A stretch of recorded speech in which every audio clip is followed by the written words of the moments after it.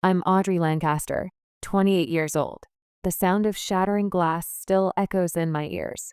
My father, CEO of Lancaster Technologies, shoved me in the executive boardroom. I crashed into the heavy glass door. The glass exploded. Sharp fragments sliced across my face and arms. Warm blood trickled from my hairline down my cheek. It stained my silk blouse that cost more than a week's salary. Surrounded by shattered glass on the floor, I looked up at my father and smiled. You just lost everything. By morning, their perfect empire would crumble. Where are you watching from? Let me know in the comments. And hit that subscribe button to see how I dismantled my family's company overnight with nothing but the truth. This story begins long before that glass shattered. I was born the granddaughter of William Lancaster. He founded Lancaster Technologies, a medical device manufacturer. My father, Harold, grew the small company my grandfather started in a garage 40 years ago into a corporate giant. We lived in a 20,000 square foot mansion overlooking the Pacific. Someday, all of this will be your responsibility, my grandfather told me. I sat on his lap as he smiled with crinkles at the corners of his eyes. Remember, Audrey, business is more than profit. It has purpose. My mother, Grace, was the heart of our family. She donated millions to children's hospitals. She taught me, privilege comes with responsibility. Every Christmas, we delivered presents to children at the hospital. Look into their eyes, she'd say. Everyone deserves to be treated with dignity. Everything changed when I was 12. My mother was diagnosed with aggressive pancreatic cancer. 3 months later, she was gone. My father buried himself in work. I faced my grief alone. Just 11 months after my mother's funeral, my father introduced his new girlfriend, Stephanie. She was 15 years younger. 6 weeks later, they were married. We're going to be best friends, she whispered sweetly as camera flashes went off.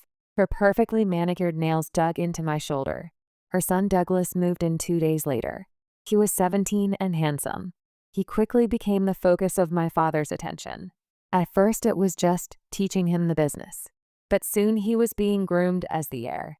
I was pushed to the background of family photos. Douglas's true nature emerged early. At his 18th birthday party, he was drunk. He bragged to his friends, "This company will be mine someday. Audrey, she's just decoration. Women can't run companies." He didn't know I was listening. He continued, "Uncle Harold gets it. He talks about bloodlines. But what really matters is strong male leadership." But the real Douglas repeatedly failed classes in college. My father had to buy his graduation with donations. Meanwhile, I graduated valedictorian from high school. I earned my business degree with highest honors from Stanford. I completed my MBA at 23. While Douglas struggled at the local university, I was developing patents. They would become core products for Lancaster Technologies. Yet at family dinners, my father talked about Douglas's future prospects. My achievements were never mentioned. Douglas has sharp business instincts, my father said while pouring wine. He's the right man to eventually take over the company. Could I see his business plan? I asked politely. Stephanie quickly interrupted. Audrey, there are complex strategies women just can't understand. Douglas has masculine intuition. That masculine intuition would later cost the company $8 million. 3 failed projects. After my grandfather's death, board member Victor Chen became my mentor.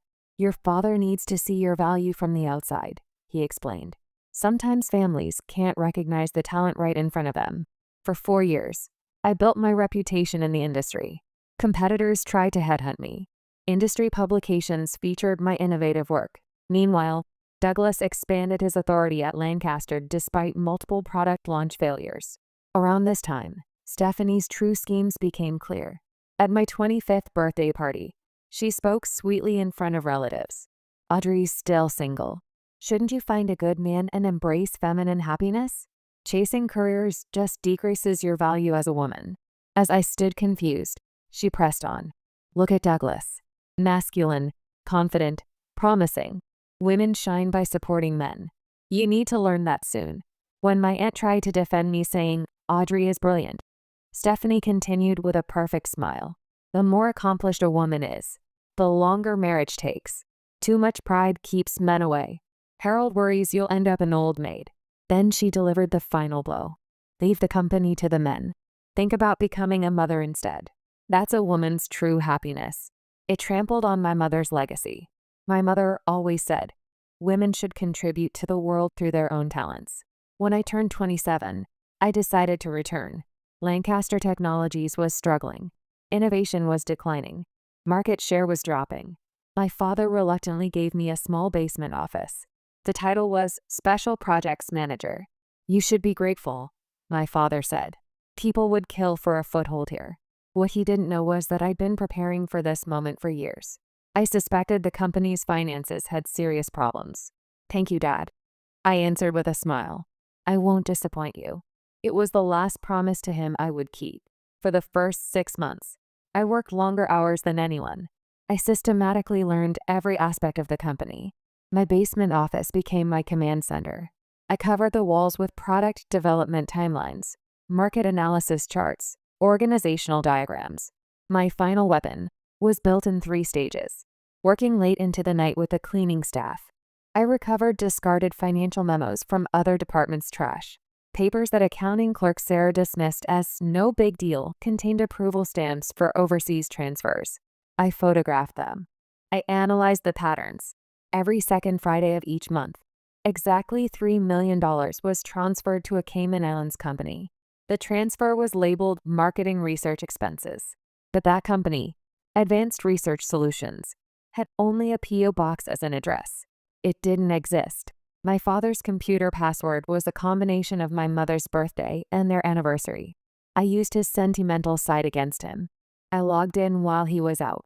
The encrypted Project Phoenix folder contained details of a 5-year tax evasion scheme. Funds recorded as research and development actually flowed to my father's and Douglas's personal accounts.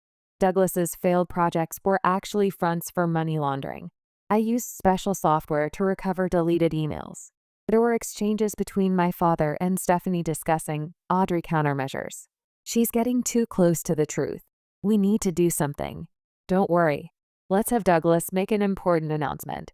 That'll be enough to crush her morale. My greatest weapon was loyal employees from my grandfather's era.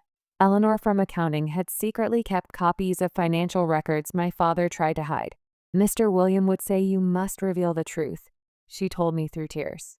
Manufacturing director Tom Garcia had been pressured by my father to lower safety standards.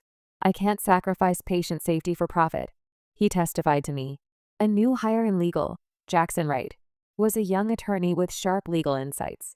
The depth of his knowledge seemed unusual for a mere newcomer. "I respect your grandfather's principles," Jackson told me one night while working late. "This company should return to what it was meant to be." We held secret, regular meetings. We developed our disclosure strategy, the timing for SEC submission, the sequence for media leaks, advance notice to the board. We calculated everything down to the minute. The cardiovascular device division was struggling. Sales had dropped 30% in 2 years. Major hospital chains were considering switching to competitors. The problem was clear. Our devices were reliable but hadn't adapted to new surgical techniques. I developed a prototype for improved devices. They would work with minimally invasive surgery. 4 months later, I had a product that surgeons praised.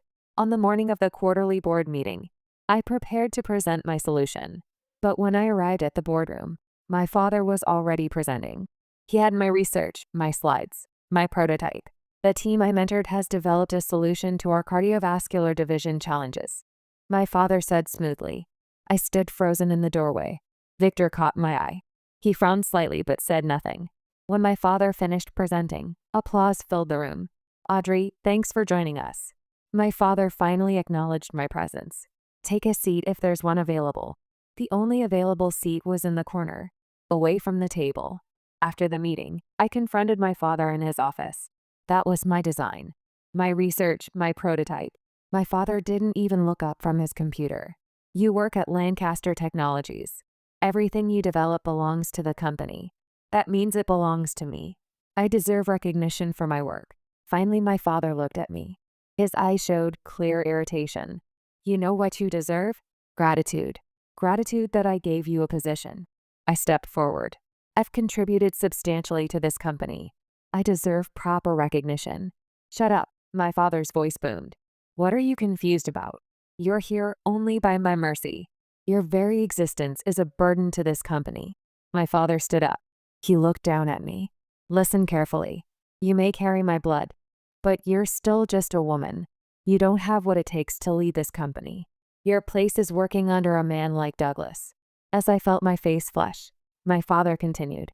Your innovative ideas, they all exist because of my company's resources. You can't do anything on your own. Without me, you're just an ordinary woman. Then he delivered the final blow. Without the Lancaster name, you are nothing. Nothing. My father's face hardened. Go back to your little projects, Audrey. The adults are running the business. The following week, a company-wide email announced Douglas's promotion to Executive Vice President of Product Development. His innovative solution to the cardiovascular division crisis was cited as evidence of his leadership. My name appeared nowhere. That night, Eleanor, my grandfather's former secretary, called me. Sit down and listen, she said. I was organizing old files. I found something you need to see. It's about your grandfather's will. At a coffee shop 3 blocks away, Eleanor handed me an envelope. Inside was a draft of my grandfather's will. It was created 2 months before his death. It stated clearly that his controlling shares would transfer directly to me when I turned 30.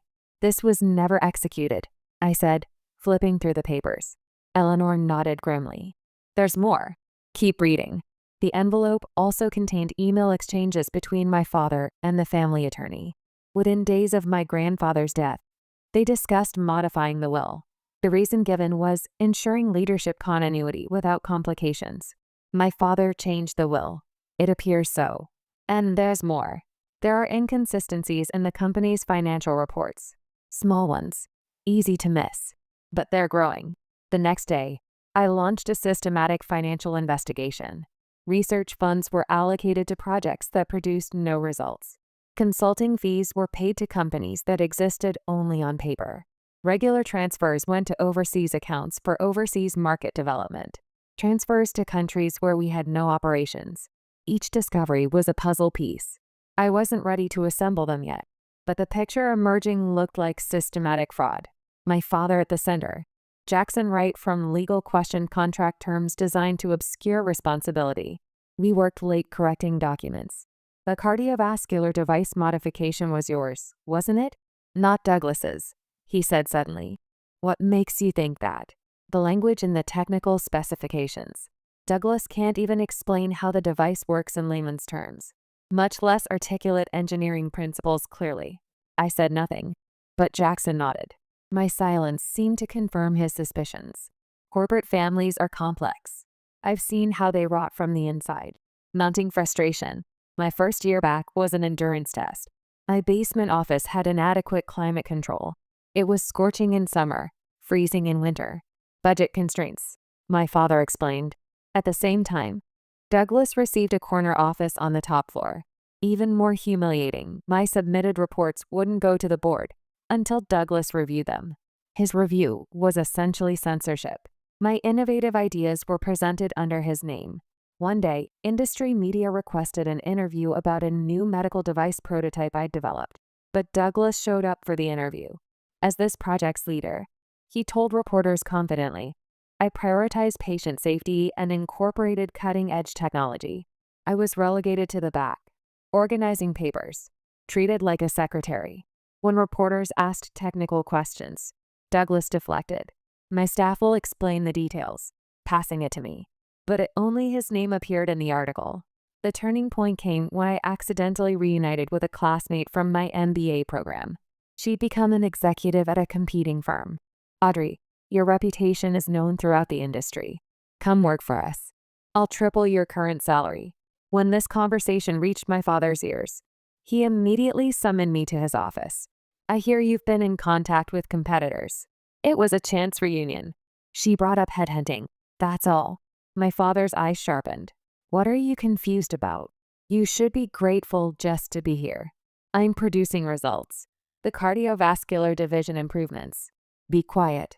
My father's voice turned ice cold. Your results?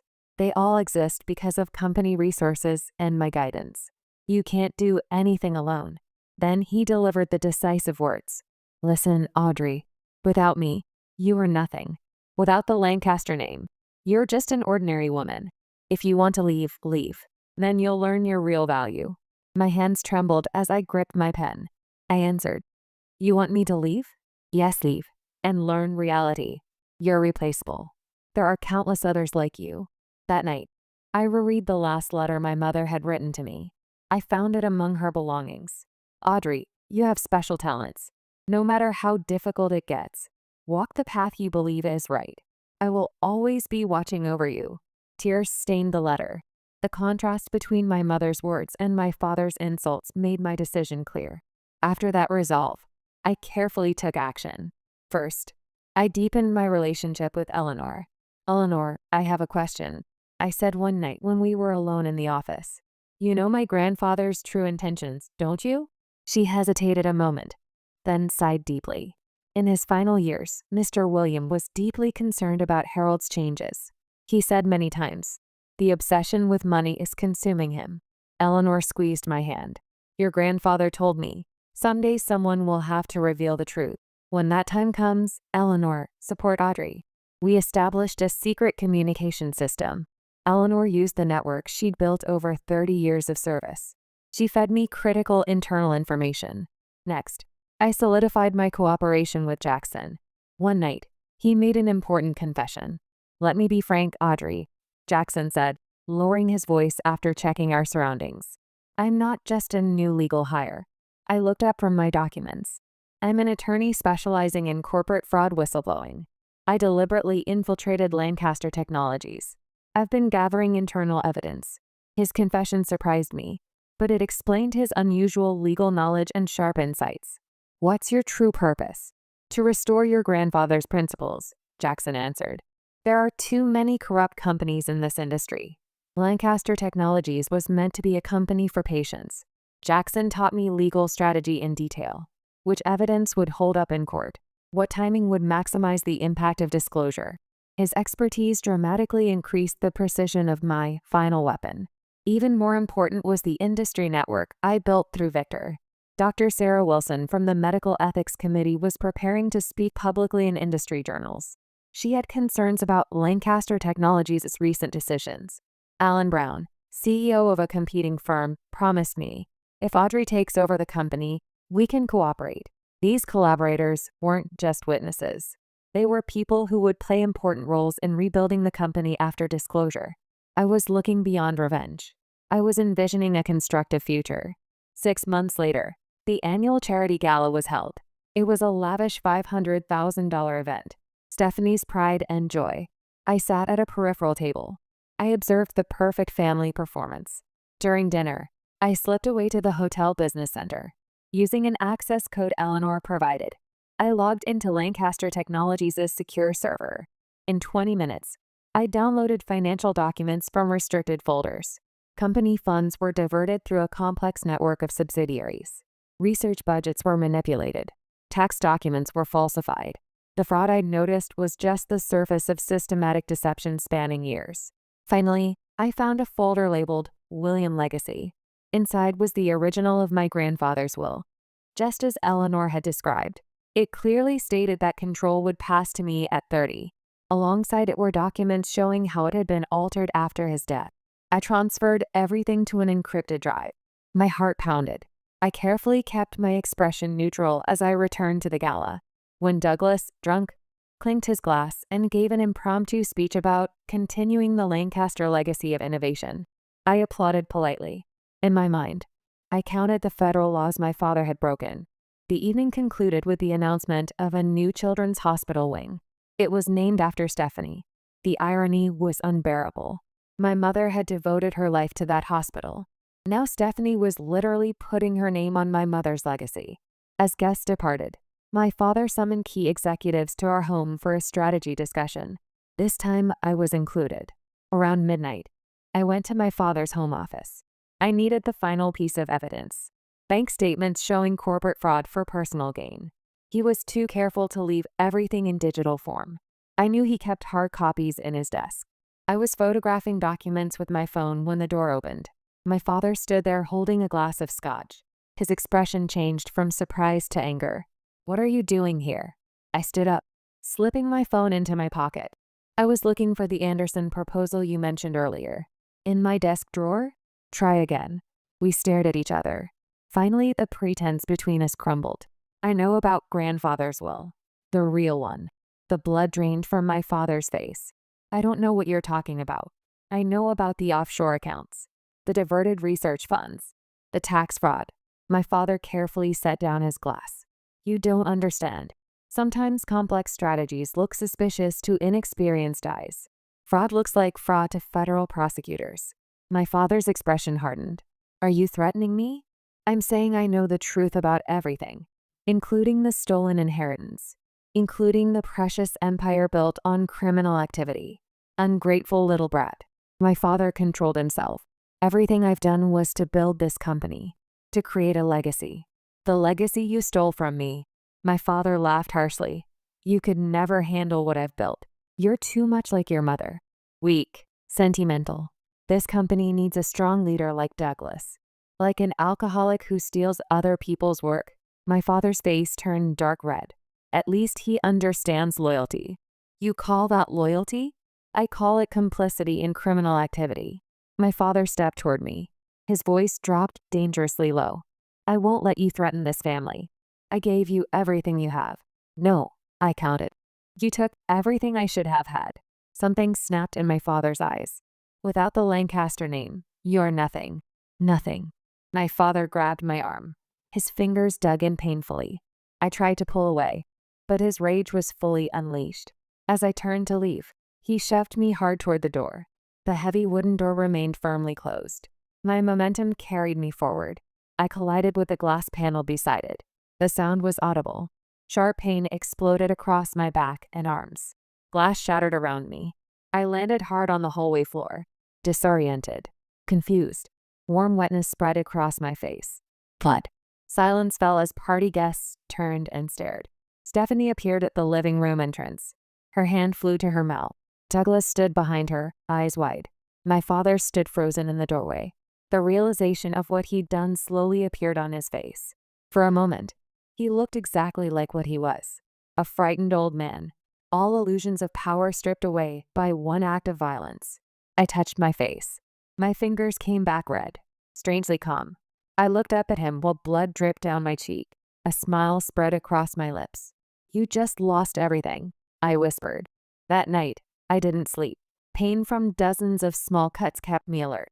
But what truly kept exhaustion at bay was adrenaline and determination. After treating the worst injuries, I began executing the plan I'd been refining in my mind for months. First, I backed up all the evidence I'd collected in 3 separate secure locations. At 3 a.m., I texted Eleanor. I'm okay. Prepare for tomorrow. Everything changes. She replied immediately. Whatever you need. At 4:30 a.m., I called Victor. I've discovered serious irregularities in the company's finances. Criminal irregularities. I've had concerns for some time. Your father has blocked complete financial audits. I have evidence. I love it. At 6 a.m. we met. I presented all the evidence. It's enough, Victor confirmed. But we must consider what it means to go public with this. It burns everything to the ground. I've considered that. I've also considered what happens if we continue as we are. By 9 a.m., I'd met with 3 other board members. After reviewing my evidence, they all turned pale. We need to call an emergency board meeting, Victor said. Suspend Harold pending investigation. He'll fight, Patricia Alvarez warned. Let him fight, I answered. The evidence speaks. At noon, I submitted the first batch of evidence through the SEC's whistleblower portal. At 12:45, I emailed comprehensive documentation to 7 trusted board members. At 1 p.m., I provided selected journalists with secure access to the documents. The first domino fell at 2:17 p.m. Victor called.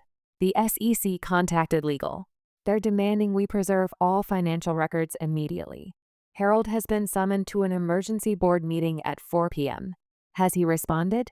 Not yet. His secretary says he's in an off-site meeting. At 3:30 p.m., Jackson texted. Federal investigators entered the building. Executive floor sealed. Files being secured. Things were moving much faster than I'd anticipated. By 4 p.m., I needed to recover the final evidence from my father's home. While everyone focused on corporate headquarters, the family mansion would likely be empty. The house was quiet. I entered through a side door near the kitchen. I listened carefully for movement. Hearing nothing, I headed to my father's home office. The glass door had been hastily covered with plywood. Dried blood still stained the marble floor where I'd fallen. I went straight to my father's desk. The hidden safe was behind a hunting painting. The combination was my grandfather's birthday. Inside the safe, I found what I was looking for. The original of my grandfather's will with handwritten notes from my father. Notes indicating what should be changed. Next to it was account information for private overseas accounts, where company funds had been diverted. I photographed everything. I carefully replaced it all except for a small leather journal. It wasn't evidence of a crime, but it was my birthright.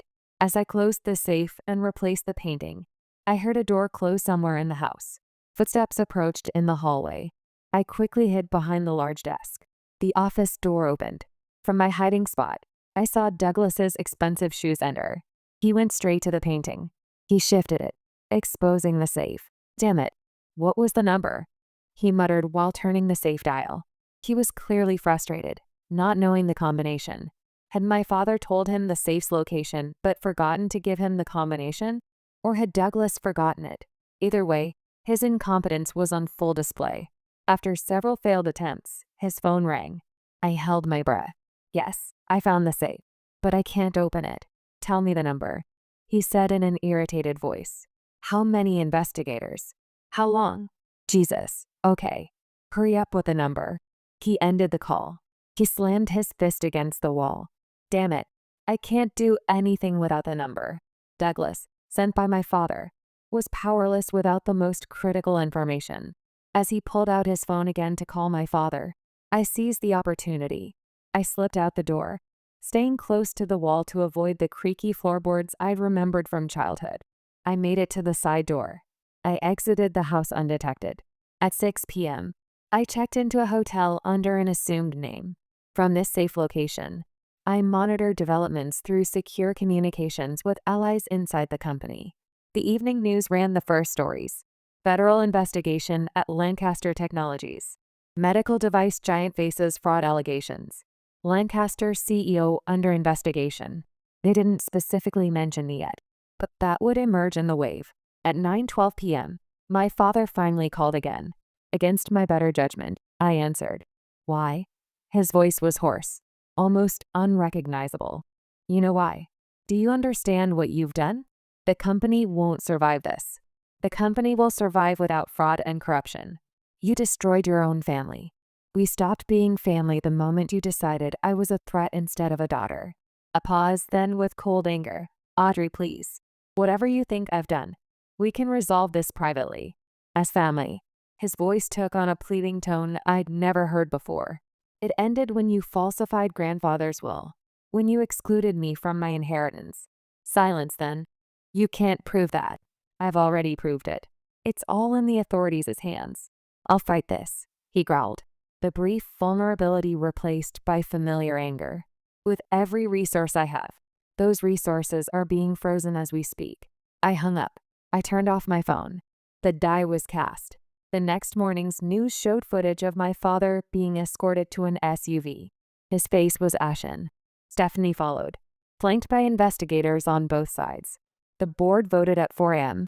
Victor told me over the phone. Harold suspended pending investigation.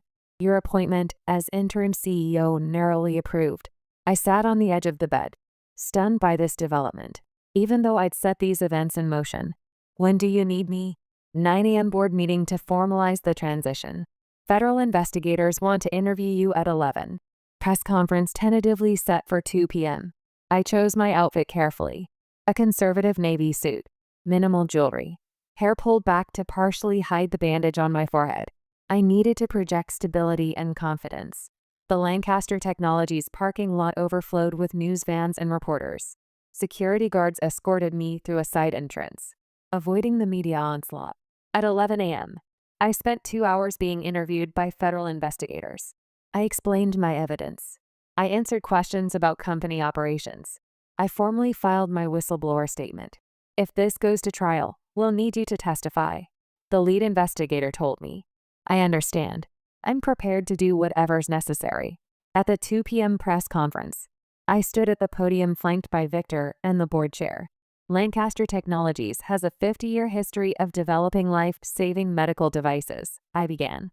That mission hasn't changed. While we address serious allegations of financial misconduct under previous leadership, our commitment to patients, healthcare providers, and ethical business practices stands firm. The room fell silent when a reporter shouted, "Miss Lancaster, is it true you were physically assaulted by your father before reporting the crimes?" The bandage on my forehead suddenly felt conspicuous. I kept eye contact with the reporter. "I won't discuss family matters. This is about Lancaster Technologies, its employees, and the patients who depend on our products." 6 months later, I stood at the podium for the quarterly investor meeting. The boardroom overflowed with analysts and major shareholders. They wanted to hear how Lancaster Technologies had weathered the storm.